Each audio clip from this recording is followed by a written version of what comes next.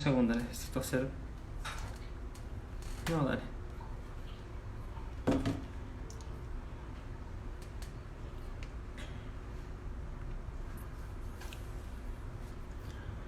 Ok, nos demoramos un poco, pero estamos aquí viendo unos temas técnicos. María Emma está en un lugar un poco aislado, entonces le costó hacer la conexión, pero ya viene. Esperemos a que se conecte. Hola Denise, ¿cómo estás? Juliana, Ardila, hola. María Emma, llegó María Emma. Vamos de una vez a invitar a María Emma y vamos saludando juntos, porque si no, se nos pasa acá. Emma, listo. Mafe Gómez, hola, ¿de dónde están conectándose? Cuéntenme un poquito. Hola María Emma. Hola Luis Felipe, ¿cómo Lo estás? logramos. Sí, parece que sí, finalmente.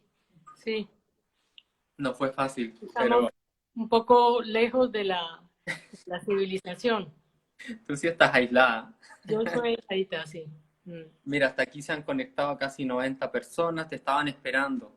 Ay, Y, y bueno, muchas demoró un gracias a poquito. todos. Ahí está Emma Solangel de Bucaramanga, de Sí, Bogotá. Oye, llegaste a 100 seguidores hoy. muy bien. Resulta que le voy a explicar un poquito a la gente que María Emma está estrenando Instagram. Entonces, estamos probando los botones, estamos probando las cámaras, las funciones. Pues está bien, tenías que ponerte al día con nosotros para que estés aquí con el público. La tecnología, sí. Y hay mucha gente, yo recibí muchos likes, muchas confirmaciones de la cita de hoy. Así que mucha expectación acá. La gente está esperando. Oye, bueno, aquí hay un público bien especial. Te cuento un poquito. Hay entre odontólogos y fisioterapeutas, fonoaudiólogos, por ahí mitad y mitad. Hay Muy bien. algunos que ya tienen experiencia en ortopedia funcional, otros que están empezando, y fisioterapeutas que están observando a ver qué estamos haciendo porque están empezando en esto. Así que más o menos te cuento para que la presentación ahí nos vamos amoldando. Para mí es nuevo. Yo lo que voy a escuchar hoy probablemente voy a estar como espectador. Así que tú te vamos frenando o algo. Ok, Así que, no, no es nada nuevo, es lo de siempre. Lo que pasa es que eh, eh, a veces te vas por unos caminos que son los caminos de tu vida. O sea, cuando alguien coge por un camino, generalmente se va por ahí y por ahí fue. Pero los principios que yo sigo, diría yo que son muy antiguos.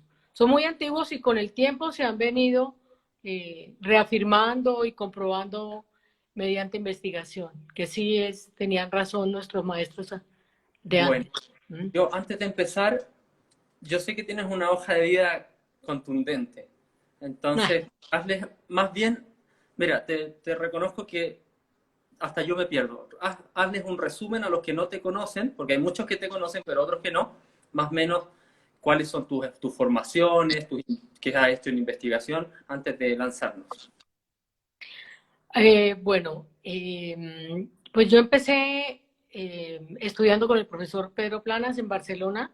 Estuve varios años eh, trabajando, aprendiendo de él y pues en un momento dado él me confió la tarea de llevar adelante la filosofía de él, que es la rehabilitación neuroclusal. Eso fue en el año 93 que yo llegué a Colombia. Yo estuve allá desde el 89 hasta el 93. Luego empecé a estudiar con la doctora Vilma Simóez y alumnos de ella, haciendo capacitaciones de cuando en cuando, mientras había oportunidad de hacerlas. Luego decidí entrar a hacer un posgrado de ortodoncia, porque aquí en mi universidad pues lo abrieron y pues hice una actualización, una revalorización intelectual a través de toda esa revisión bibliográfica que se hace en un posgrado y eso reafirmó más mis ideas. Allí en ese posgrado empecé a investigar de la mano de la doctora Liliana Otero en apnea obstructiva del sueño y en diagnóstico y tratamiento de las maloclusiones y crecimiento y desarrollo craneofacial. Entonces, desde allí empecé a darle a las ideas de Planas un sustento, porque hoy en día los protocolos que necesitamos para trabajar en nuestros consultorios, las guías de trabajo, se componen es de estudios de investigación, es decir, lo que no esté basado en la evidencia no se puede aplicar a los pacientes. Entonces estamos haciendo toda serie de investigaciones bien planeadas, bien hechas, con el propósito de tener esas guías, completar esos protocolos basados en la evidencia. Luego tuve la oportunidad de hacer una especialización con la doctora Vilma Simoes.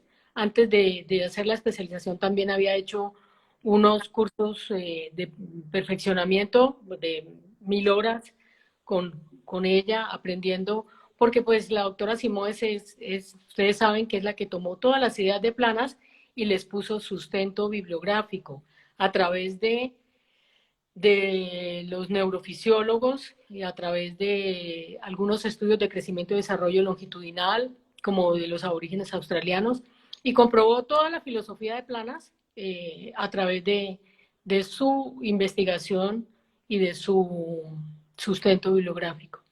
Perfecto. Bueno, después de ese posgrado con la doctora Simoes, que fue hace aproximadamente unos 10 años, me he dedicado a seguir en la docencia y en la investigación.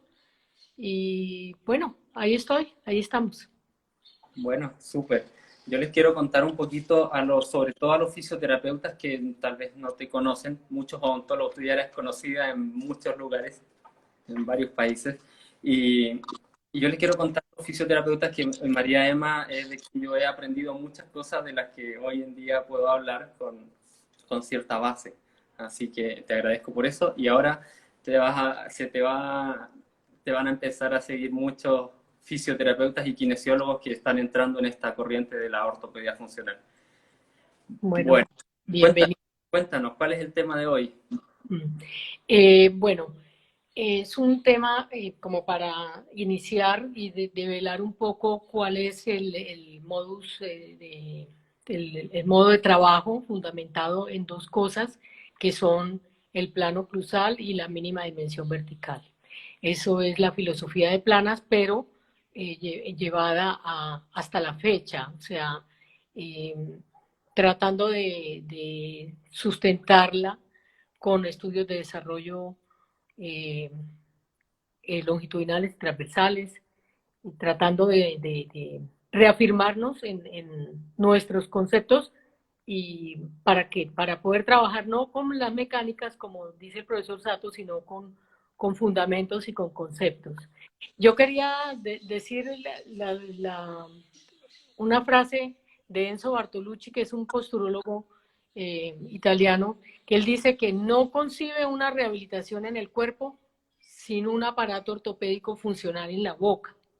Eso quiere decir mucho, porque todas las señales que cambian en la boca con la instalación de un aparato ortopédico funcional se reflejan de manera descendente, se reflejan en toda la posición del cuerpo. Entonces, fundamentados en esa interdisciplinaridad que nos alberga, que nos acoge a todos y que nos obliga a todos a trabajar cada día mejor, pues eh, estamos trabajando con ese fundamento. Bueno, entonces, ¿comenzamos? Bueno, ya por tu cámara. María Emma quiso, a diferencia de otras que son más conversadas, ella quiso traernos un tema porque ella es científica, así que nos quiere mostrar un poquito más de su labor Bueno, diaria, la docencia. ¿me escuchas bien? ¿Me escuchas? Dale, Emma, puedes comenzar. Bueno, voy a empezar.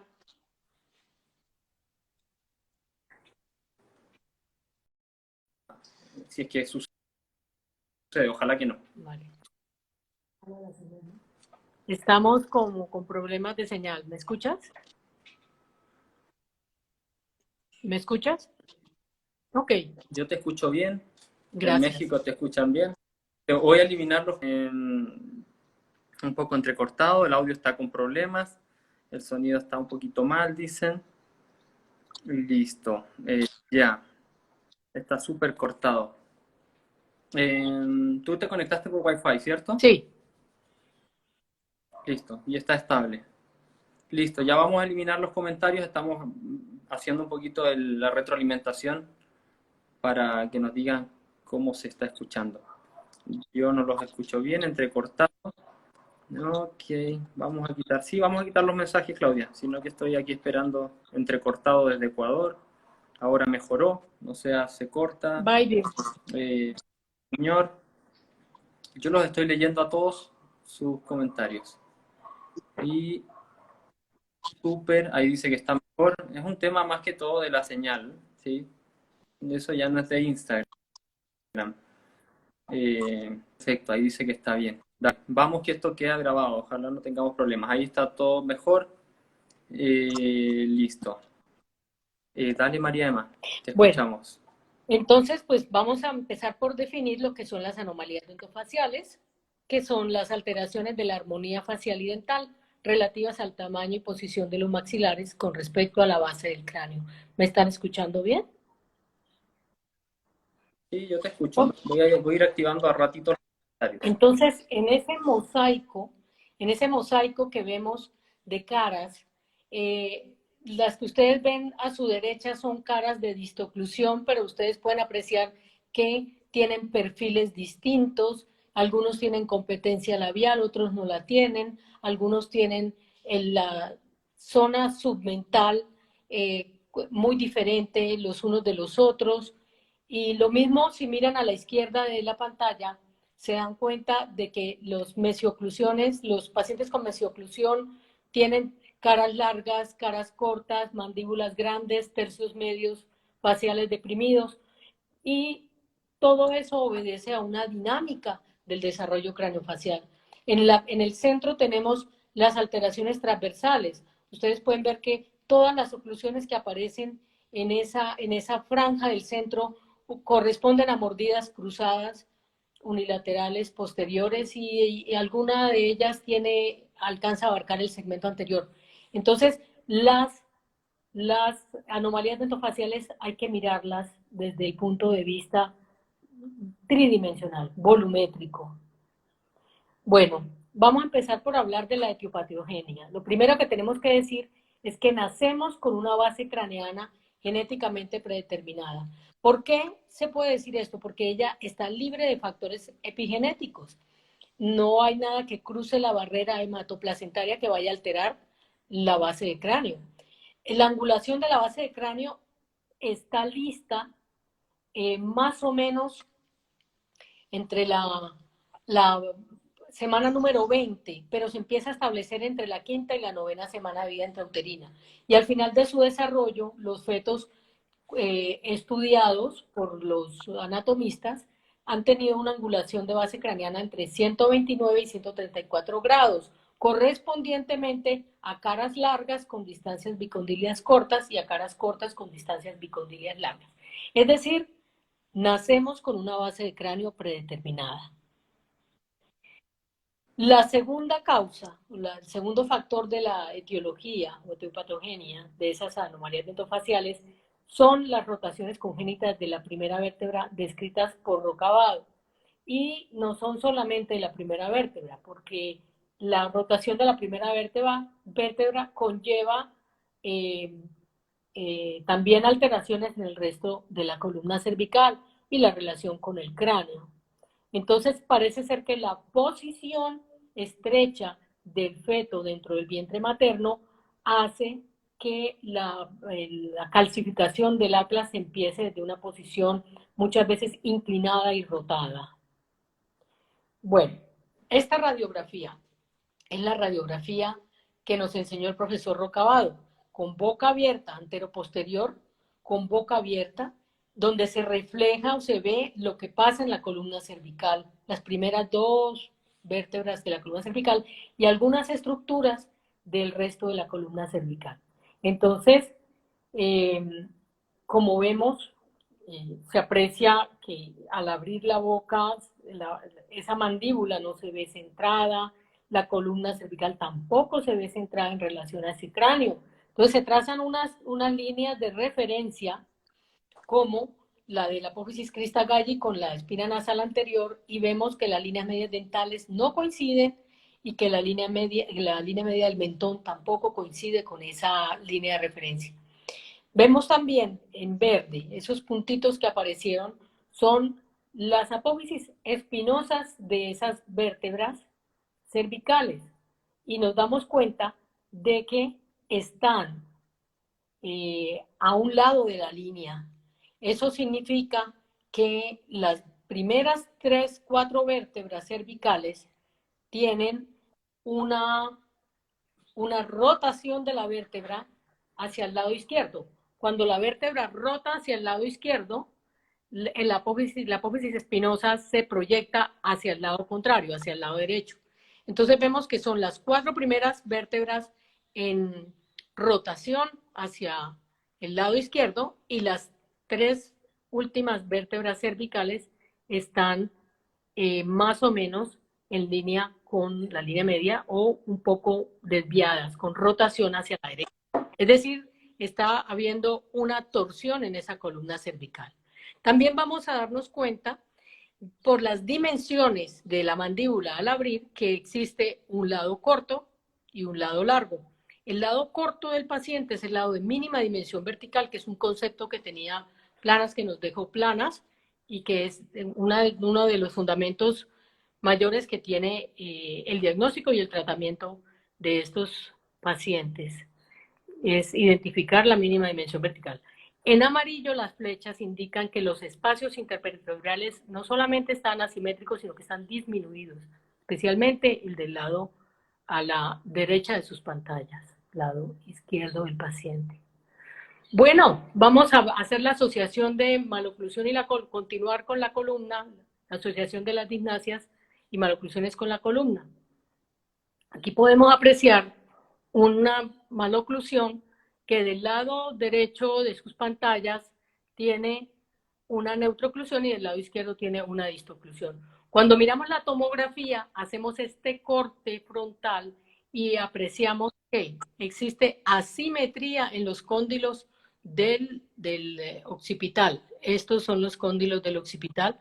Existen asimetrías, los espacios están diferentes. La apófisis odontoides de la segunda vértebra no está centrada y también parece que estuviera inclinada. Los cuerpos del atlas, el cuerpo del atlas se ve distinto de un lado al otro y las apófisis transversas tanto en forma como en posición. También podemos apreciar, en la tomografía es muy fácil poder llegar a identificar esas estructuras. Este es el oído interno, es la cóclea. Y allí está también el órgano del equilibrio, que está un poco más adelante que la cóclea. Pero lo que podemos darnos cuenta es que existe una asimetría en ese corte. Tenemos un órgano del oído más atrás que el otro. Eso significa que hay problemas, es decir, lo que pasa en la boca, pasa en el cráneo, pasa en la columna, pasa en el cuerpo, pasa en las vísceras, pasa en los pies. Entonces, tenemos que integrarnos. Bien, esta es la radiografía de esa paciente. Ustedes ven que tiene dos bordes de la mandíbula y dos conductos auditivos externos. Eso marca inmediatamente la necesidad de saltar al diagnóstico tridimensional, porque al analizar estas personas, estos seres humanos, a través de un diagnóstico tomográfico, volumétrico, nos damos cuenta de que existen muchas más diferencias de las que uno puede encontrar en una radiografía bidimensional. Aquí por lo menos se aprecia que el plano oclusal es diferente, la inclinación de un lado al otro. Miren la altura de las apófisis coronoides. La apófisis coronoides es la estructura que recibe la mayor cantidad de fibras del músculo temporal. Entonces, si hay un lado preferente masticatorio, la función muscular se está realizando de una manera diferente en un lado y en el otro, y eso se refleja en los huesos del cráneo. ¿Por qué? Esa dinámica del crecimiento del complejo craneofacial, que es la dinámica de los huesos y los dientes a través de los músculos, que son la interfase que conecta los huesos y los dientes. Bueno, entonces, dentro de esos mecanismos dinámicos del complejo craneofacial, como les decía, los huesos y los dientes permiten ser conectados a través de los músculos. Los músculos están interrelacionando cada elemento, hueso con hueso, hueso con dientes, dientes a través de los huesos con músculo. Y el complejo craneofacial tiene una característica primordial que es la adaptabilidad. Adaptabilidad significa que ese complejo constantemente, continuamente, es capaz de adaptarse a todas las circunstancias ambientales que sufra, ya sea un trauma, ya sea una patología, una patofisiología de la respiración, de la deglución, de la fonación, ya sea una masticación unilateral.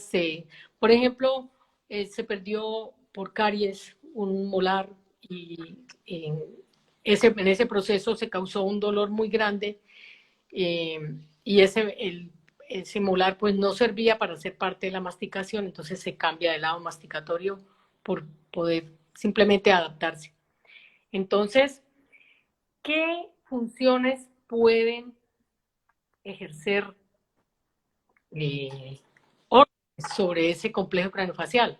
Pues está la función oclusal, que es masticar, es bruxar, y están también las parafunciones que se hacen con la oclusión. Está la respiración, la eglución, la fonación y la postura también. A comienzos del siglo pasado se creía simplemente que todos los problemas de anomalías dentofaciales eran de origen genético. Y pues no, hoy en día se sabe a través de varias teorías de crecimiento y desarrollo que han sido desarrolladas.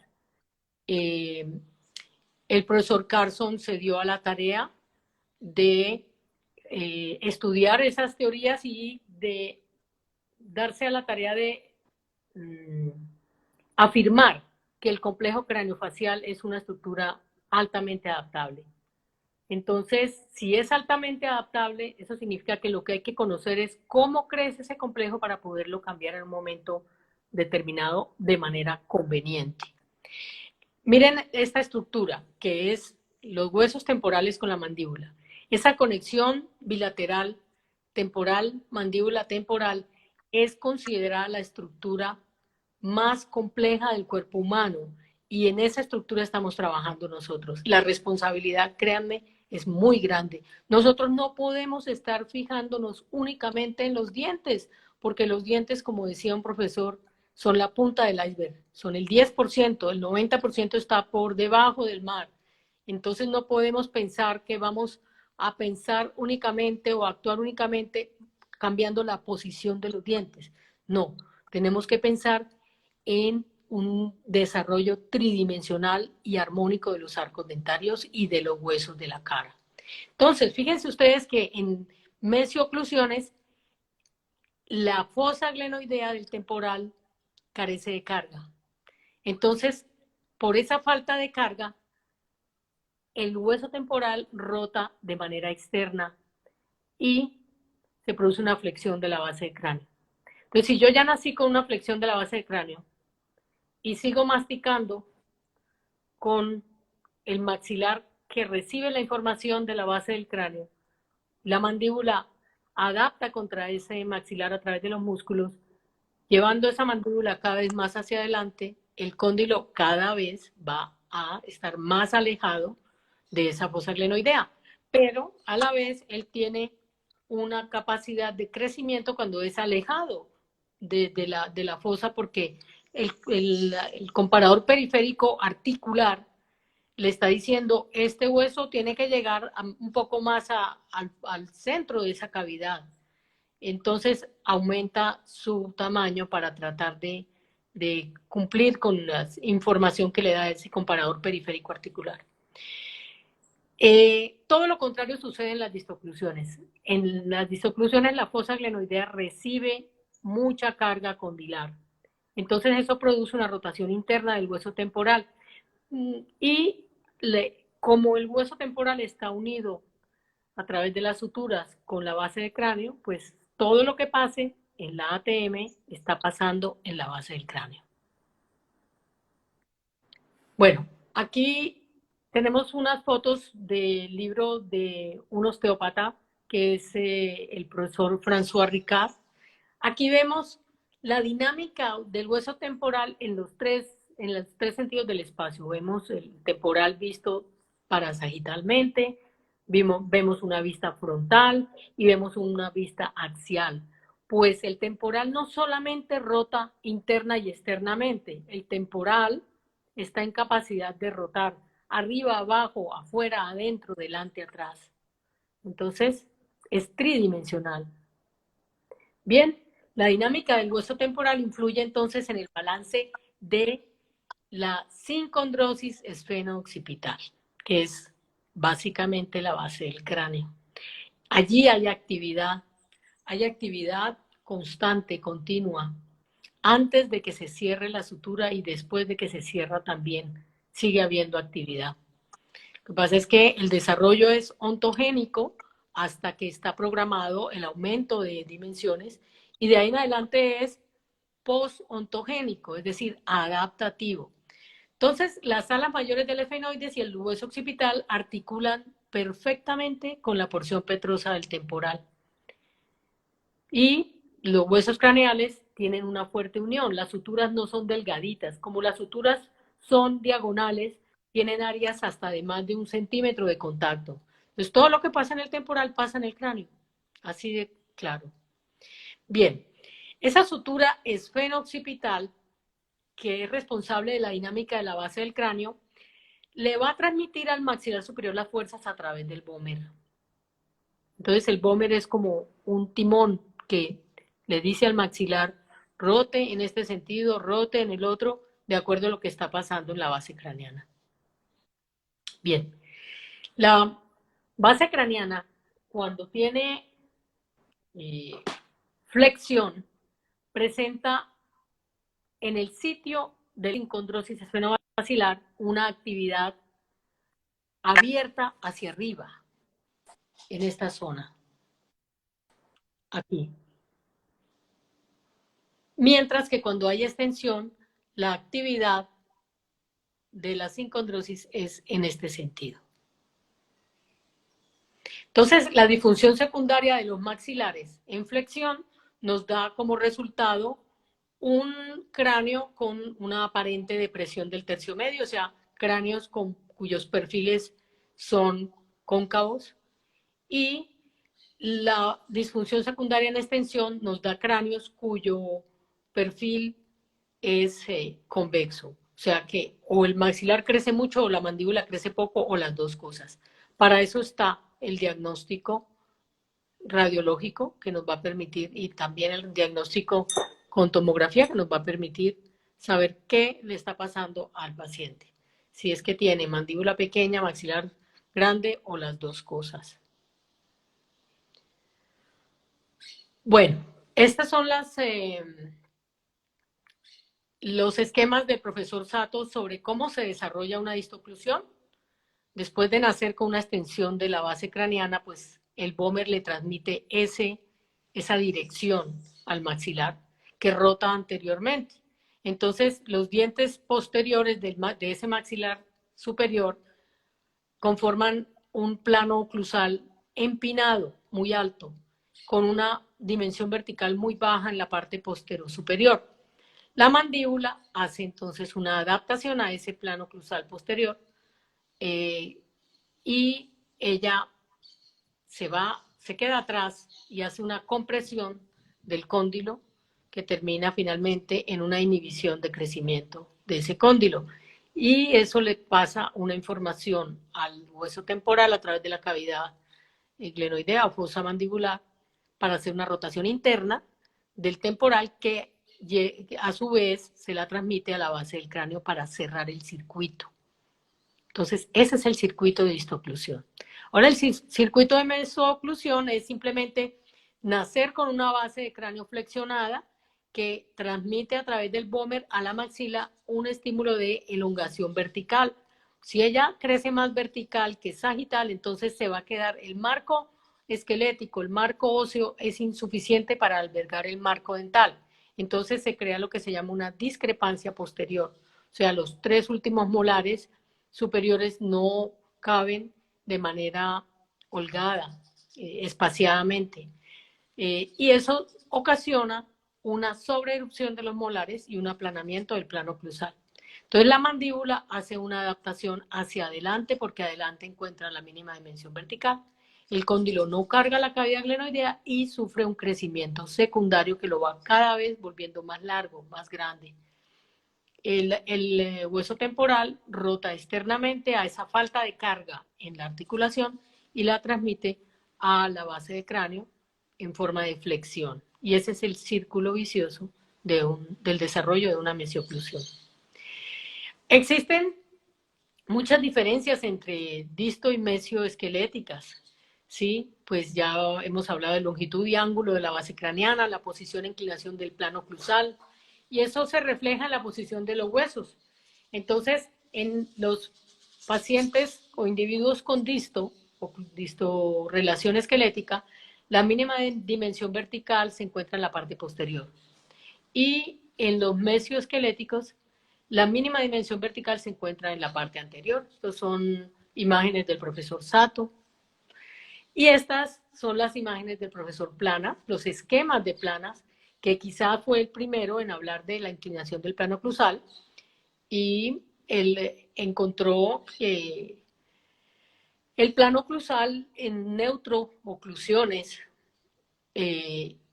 era paralelo al plano de Camper, pero en distoclusión y en mesoclusión se alejaba de ese paralelismo, pero en sentido contrario. Entonces él también, a través de la ley de mínima dimensión vertical, nos hace una propuesta de tratamiento para cambiar la dimensión vertical. ¿No oyes? ¿Me escuchas?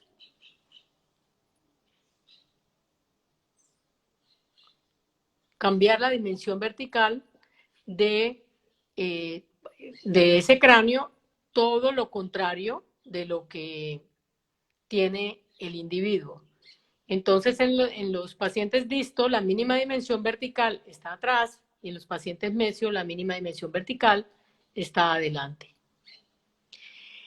Planas también idealizó un diagnóstico tridimensional, es decir, él pasó de la radiografía bidimensional a un método diagnóstico tridimensional, que es ubicar espacialmente los arcos dentarios en un marco de referencia paralelo al plano de Camper.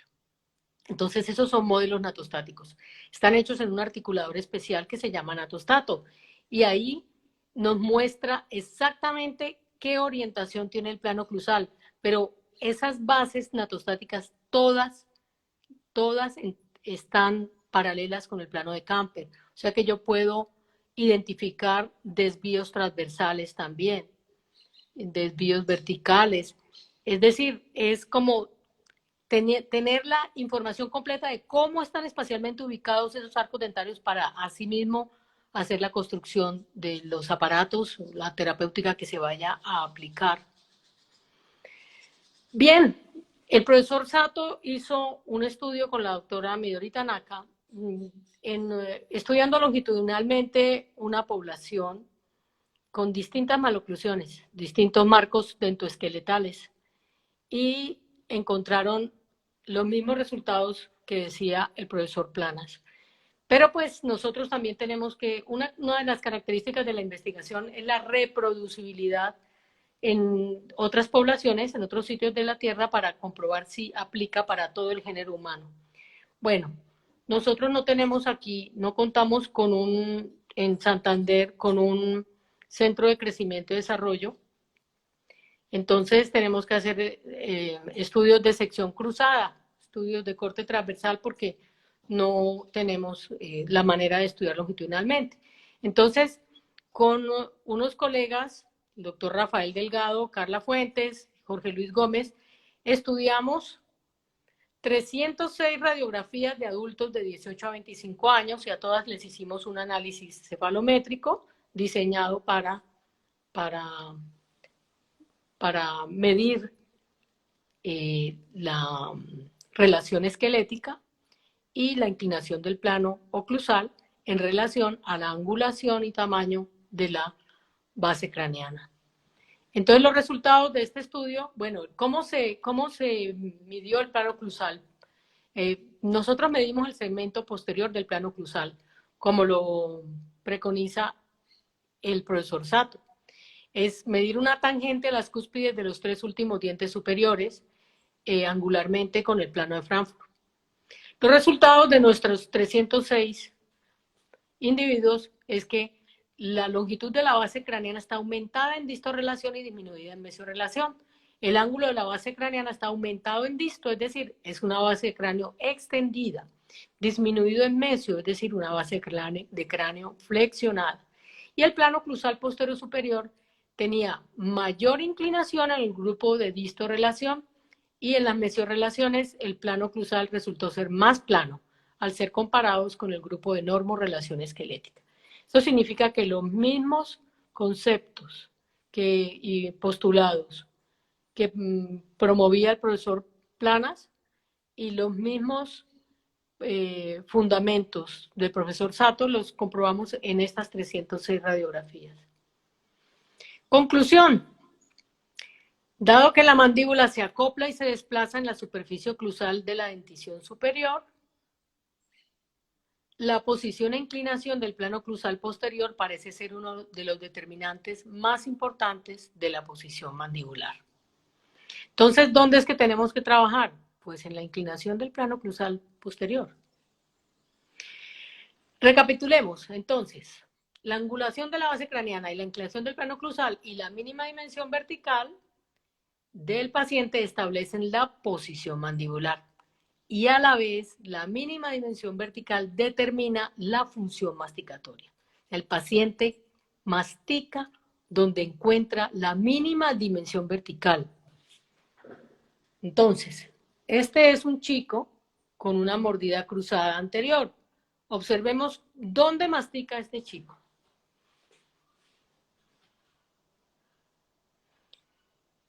Él mastica donde encuentra la mínima dimensión vertical. O sea, come con los dientes anteriores. Aparte de que tiene mucha dificultad para masticar, debe ser un poco desagradable masticar.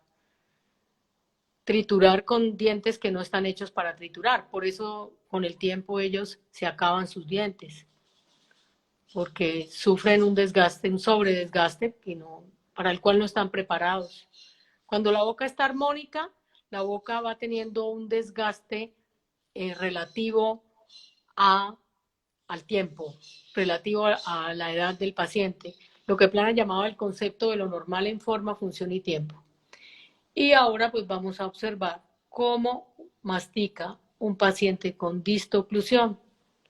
Entonces vemos que inmediatamente posiciona el chicle en los dientes posteriores. Eso significa que allí tiene su mínima dimensión vertical.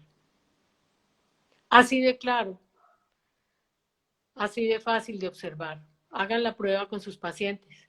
Nosotros trabajamos en el sistema más rico en movimiento del cuerpo, más fino en movimiento, porque vamos a despreciar la dinámica para el diagnóstico y para el tratamiento. Tenemos que pegarnos a esa dinámica para poder darle solución a todas las anomalías dentofaciales que nos lleguen. Bueno, también cambió de lado masticatorio, pero siempre con los dientes posteriores. Bueno, ya que hicimos esta fundamentación, pues vamos ahora a mostrar un par de casitos, el diagnóstico y el tratamiento, para ver cómo podemos aplicar estos conceptos de mínima dimensión vertical y de inclinación de plano cruzal al tratamiento.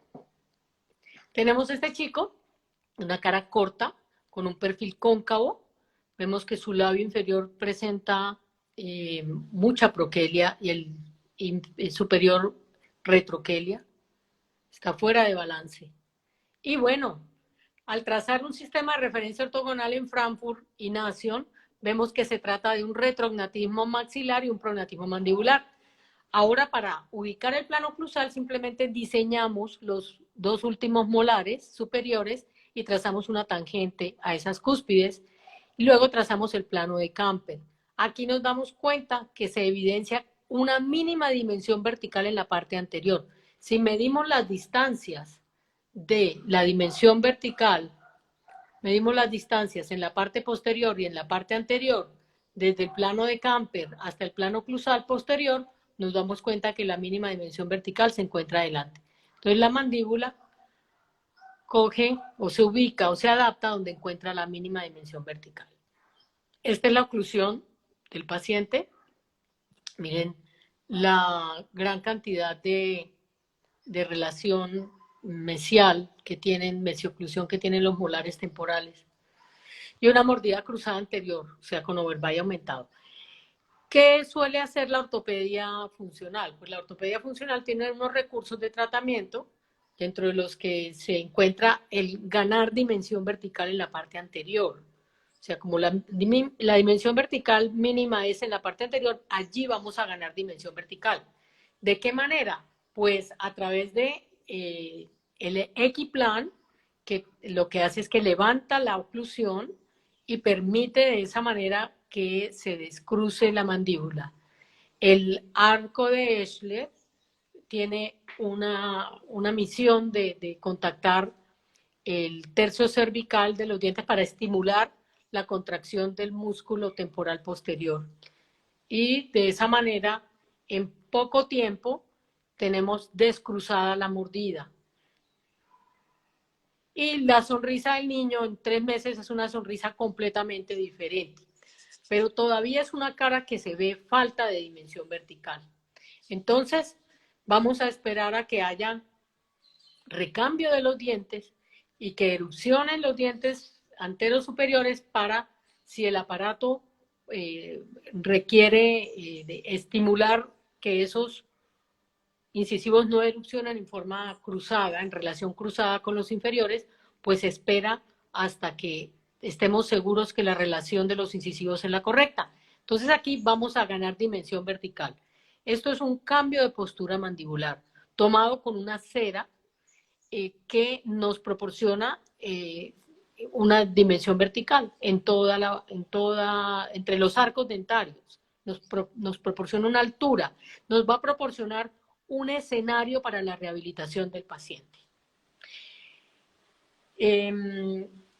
¿Qué cambio de postura se hace en una persona que tiene la tendencia a enviar siempre la mandíbula para adelante? Pues una rotación pura, porque no creo que podamos llevar el cóndilo más de 1 milímetro atrás, porque las condiciones anatómicas no lo permiten.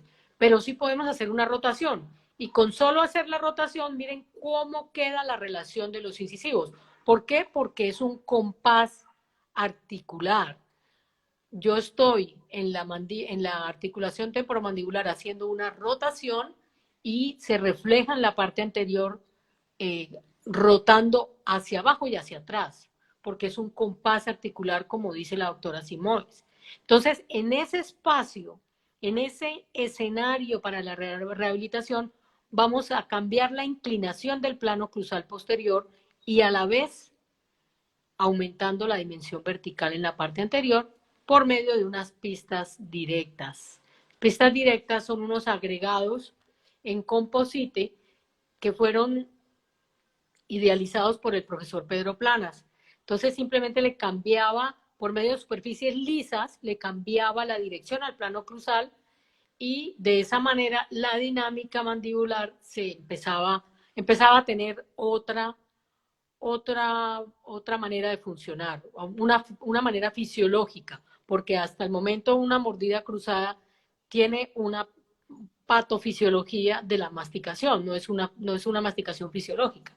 Entonces, miren, el día de la instalación de las pistas, miren el overjet que se observa y el overbite que se observa después de instalado. Entonces aprecian que como ganamos dimensión vertical hay una mordida abierta anterior. Los caninos tampoco están en contacto.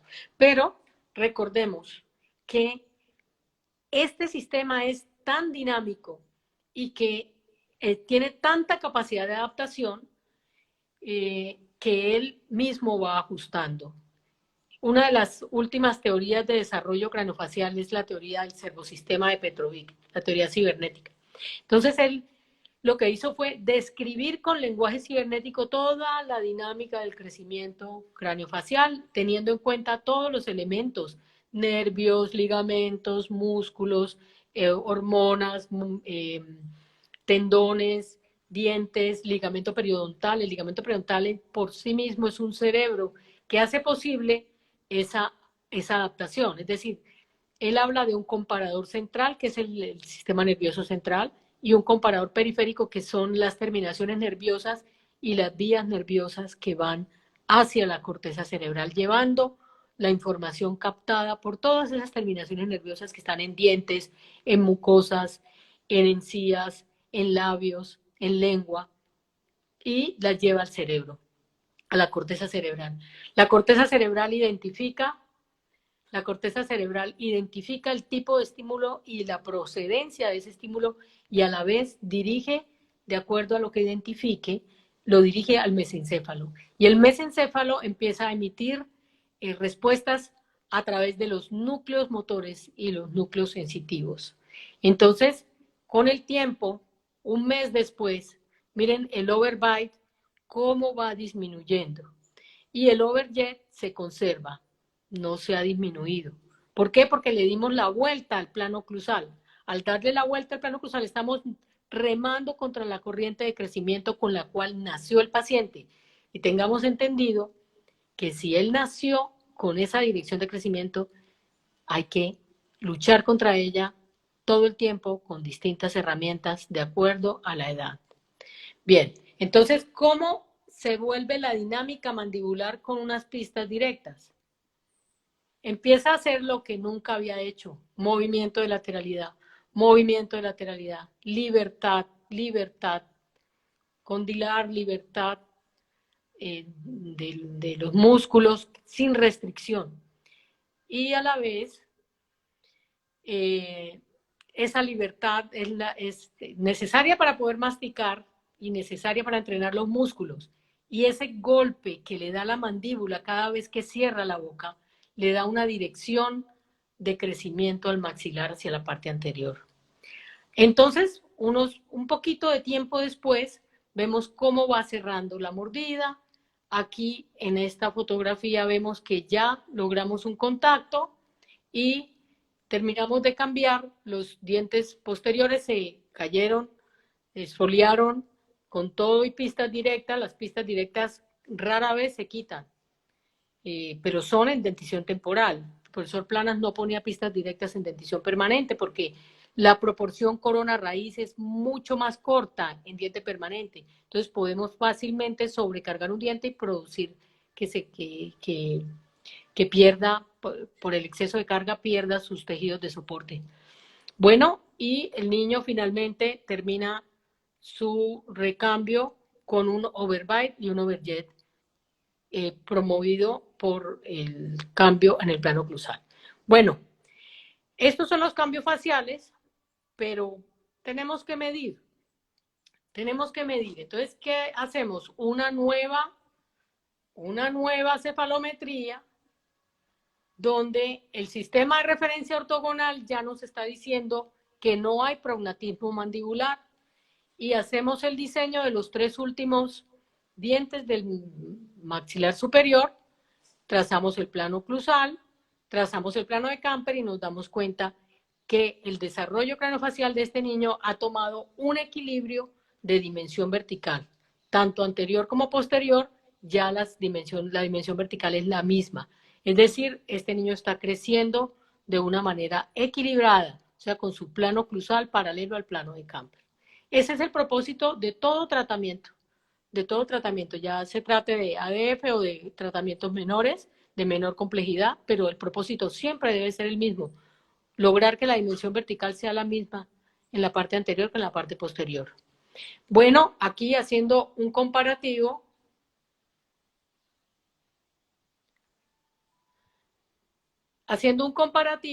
de la radiografía anterior al tratamiento y la radiografía posterior al tratamiento, vamos a ver varias diferencias. Por ejemplo, aquí vemos que este es el plano de Frankfurt en ambos.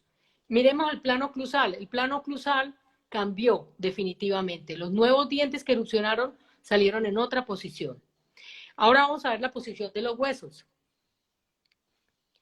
La posición de los huesos maxilar y mandíbula, de acuerdo al análisis del escalón óseo de Wigner, que es muy fácil, muy sencillo, porque es proyectar el punto A y el punto B al plano de Frankfurt, nos muestra que había un escalón óseo negativo que se volvió un escalón óseo de 0, que es la mínima medida que debe tener ese escalón óseo. La norma va de 0 a 6 milímetros, el punto A siempre por delante del punto B. Bueno, otro detalle muy interesante es que nosotros, desde que pusimos las pistas directas, no utilizamos más aparato y la inclinación del incisivo central inferior pasó de ser linguoversión a ser normo inclinado. Es más, yo me atrevería a decir que tiene un poco de vestibuloversión. Eso significa que los mecanismos de compensación dentoalveolar en este cráneo cambiaron. Y de estar creciendo en la dirección de la flecha amarilla, cambió a crecer en la dirección de la flecha violeta. Ese debe ser el propósito de nuestros tratamientos siempre. Cambiar la dirección de crecimiento a través de la intervención en el plano cruzal con conceptos y fundamentos que tengan que ver con la mínima dimensión vertical. Bueno, ahora este caso de histoclusión ya es un niño más grandecito, un niño de 12 años que tiene un perfil convejo con una incompetencia del sobrefacial, sus tejidos blandos no son capaces en reposo de tener los labios juntos, entonces hace falta sobrefacial. Vamos a mirar su radiografía a ver qué diagnóstico tiene. El sistema de referencia ortogonal con Nación nos muestra que tiene un retrognatismo mandibular, no muy grande, pero trazamos los 3 últimos molares y el plano cruzal y el plano de Camper. Nos damos cuenta que la mínima dimensión se encuentra en la parte posterior. Por lo tanto, la mandíbula no va a salir de atrás nunca, a menos que cambiemos esta situación. ¿Y cómo vamos a cambiar la situación si ya no tenemos dentición temporal para poner pistas directas? Pues tenemos otros recursos, que son las pistas indirectas de planas, que trabajan específicamente con el plano cruzal. Pero ojo, yo sé que muchos de mis colegas trabajan pistas, pero como tengo una amistad muy grande, una relación muy buena con los ortotécnicos, ellos me dicen que entre más ganchos de retención les pongan a las pistas, más contentos quedan los doctores, los odontólogos. Eso es un error del cielo a la tierra. Ya les voy a explicar por qué. Esta es la oclusión del paciente. Tiene una relación de una casilla completamente corrida, la oclusión hacia distal. Tiene overbite y overjet aumentado. El overjet es de 11, 12 milímetros. Bueno, esta es una pista inferior. Miren cómo la pista va como por encima de todos los dientes hasta los bordes incisales inferiores. Y se supone que los dientes inferiores tienen que alcanzar el nivel de la pista. Si colocamos Bueno, si colocamos accesorios de retención, ¿cómo van a erupcionar los dientes? ¿Cómo van a hacer egresión dentoalveolar? Entonces, los aparatos inclusive deben promover que los accesorios de alambre no toquen los espacios interproximales, deben ir separados. Y entre menos mecanismos de retención tenga, mucho más fácil rehabilitar al paciente. Por eso hay casos que no cambian y no progresan y no progresan, pero ¿por qué será que esto no me progresa? ¿Por qué será? Pues porque le estamos impidiendo al comparador oclusal rehabilitarse. Entonces, miren lo que hace una pista. Devuelve la dinámica mandibular.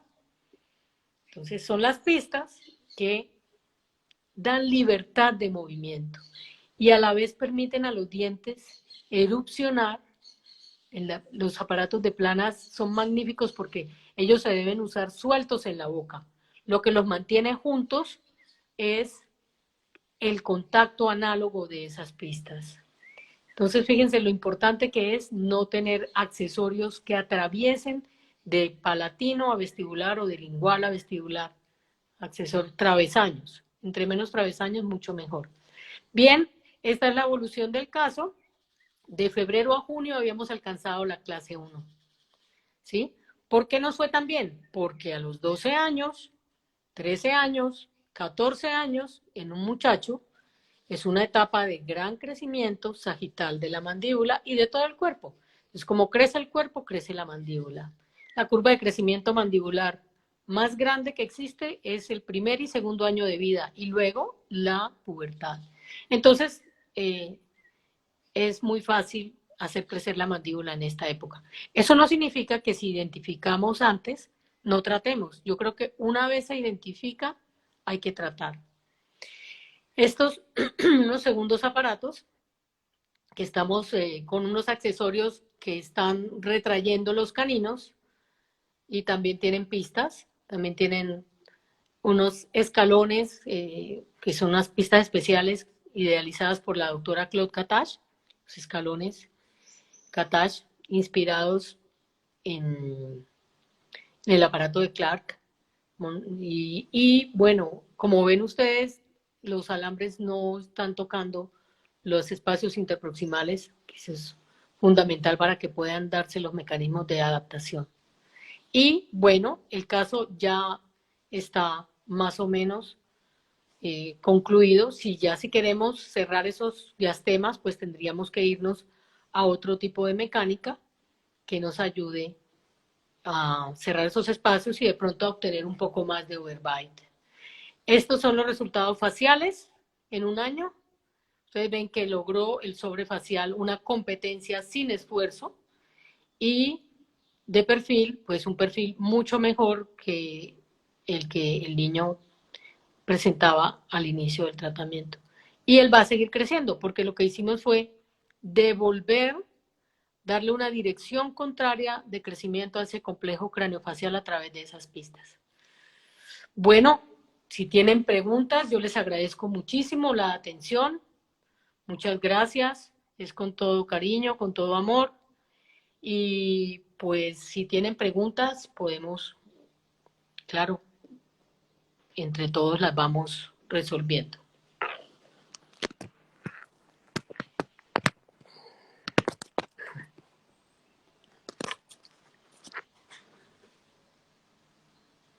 Bueno, llámame. Ok.